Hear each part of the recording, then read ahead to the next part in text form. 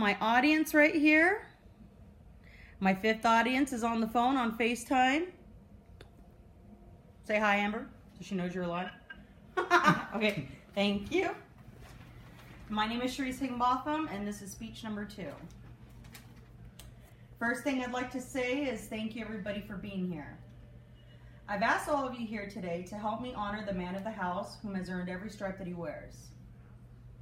He is the eldest in the home and is turning an amazing 87 years this March. He is the youngest of 12 children, last living in his generation, and the first male in the Canchola family to reach an amazing 87 years. We are all gathered here to honor my grandfather, David Canchola. My grandfather has been married to my beautiful grandmother, Asteria Canchola, for 62 years. He is a father of 4 daughters, Mary, Della Marie, Lita, and Suzette. He is a grandfather of 8 grandchildren, Nathan, Sabrina, Summer, Sharice, Melissa, Frankie, David, and Douglas. He's a great-grandfather of 8 also. Andrew, Anthony, Juan Jr., Aiden, Ian, Colin, Michaela, and Ella. My grandfather was born in Compton, California, and was raised in Costa Mesa on a farm here in California. He played football and ran track for Newport Harbor High School, and he was also vice president of student body there. He owned his own business in Santa Ana, California, where he built magnificent and beautiful cabinets. He is a veteran. He served for the U.S. Air Force and was stationed in Greenland during the Korean conflict. He was responsible for repairing and repacking parachutes.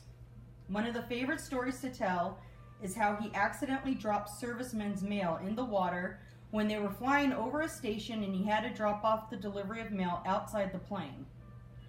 He laughs about it now, but admits that he was very scared then. My grandfather is very strong and literally never feels any pain. He sleeps through root canals and refused all pain medication post-heart surgery. He is also very generous. He will give anybody the last dollar in his wallet. His reputation for being so generous forced my grandmother to put him on an allowance. He's also very stubborn and determined. No one can detour him from his own plans. If you tell him he can't do anything or something, he will prove you wrong, and not only prove you wrong, but he will also impress you at the same time. A very strong trait in the Canchola family is their passion for food. My grandfather loves food. He's just like that saying, he lives to eat, not eats to live. My grandmother gets infuriated and frustrated with him because he will talk about what he's going to eat for lunch and dinner while he's eating breakfast at that moment. He's always planning for food ahead of time. Another passion my grandfather has is landscaping. He has so much pride when it comes to his yard. His grass is always green, planters are weedless, and his plants are always flourishing. My grandmother shares the same passion for their plants. When they were younger, they would spend hours outside tending to their yard.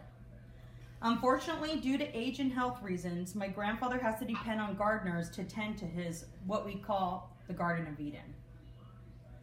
That doesn't stop him from supervising though. He doesn't hold back from expressing his high standards.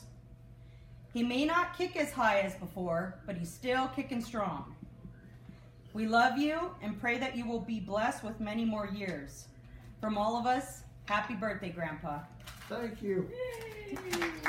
Okay, Yay. and everybody, thank you for being here.